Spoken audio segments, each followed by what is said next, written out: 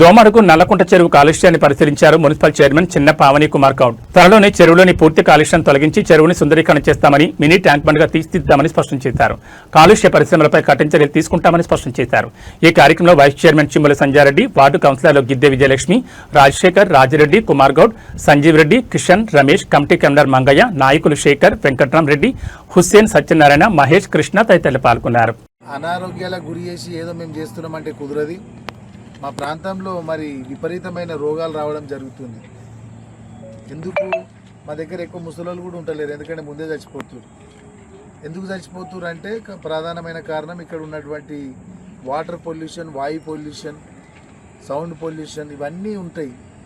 కాబట్టి యాజమాన్యానికి మేము కోరేది ఒకటే, ఖచ్చితంగా మీరు పబ్లిక్లకు వచ్చి మీరు ఖచ్చితమైన హామీ ఇస్తే తప్ప ఇక్కడ ఒప్పుకునేది లేదు.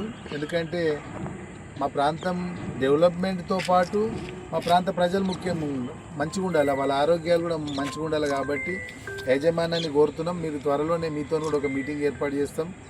మీరు ఖచ్చితమైన హామీ ఇవ్వాలి. ఇక్కడ ఏదైతే నల్లకుంట ఉన్నదో ఈ చెరువులోకి ఎఫ్లెంట్ వాటర్ రాకుండా చూసుకోవాల్సిన బాధ్యత మీది.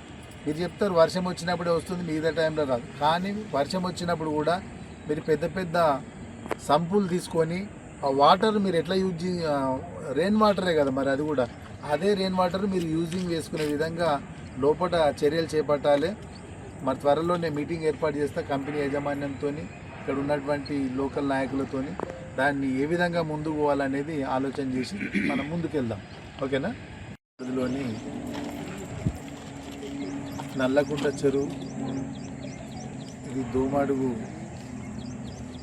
గ్రామానికి సంబంధించిన చెరువు కాబట్టి ఇక్కడ పైన ఎట్రో కంపెనీ యూనిట్ 1 వారు మరి ఎప్పుడైతే వర్షాలు పడతాయో విపరీతమైన ఎఫ్లెంట్ వాటరు ఇక్కడికి ఇవ్వడం జరుగుతుంది అని మన స్థానికులు మరి ఎన్నో రోజుల నుంచి ఉద్యమం చేస్తున్నారు.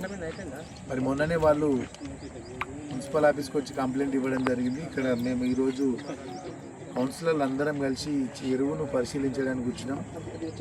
మరి గతంలో చూసినట్టయితే గులాబీ కలర్లో, పింక్ కలర్లో వాటర్ ఉండడం జరిగింది. మరి ఎండలు కొట్టడమా, కంపెనీ వాళ్ళు ఆ కలర్ చేంజ్ కావడానికి ఏదైనా లిక్విడ్ వేయడం జరిగిందా అనేది ఇక్కడ ఉన్నటువంటి ప్రధాన సమస్య. సరే, ఏది ఏమైనప్పటికీ ఈ ప్రాంతం సుభిక్షంగా ఉండాలి, ఇక్కడ ఉన్నటువంటి రైతులందరూ మంచిగా ఉండాలి. వాయు కాలుష్యం కానీ, నీటి కాలుష్యం కానీ, భూగర్భ కాలుష్యం మరి వెదజల్లకుండా చర్యలు తీసుకోవాల్సిన బాధ్యత పీసీపీ అధికారుల పైన, మరి వాటర్ రాకుండా ఉండడానికి కంపెనీ యాజమాన్యం పైన బాధ్యత ఉన్నది.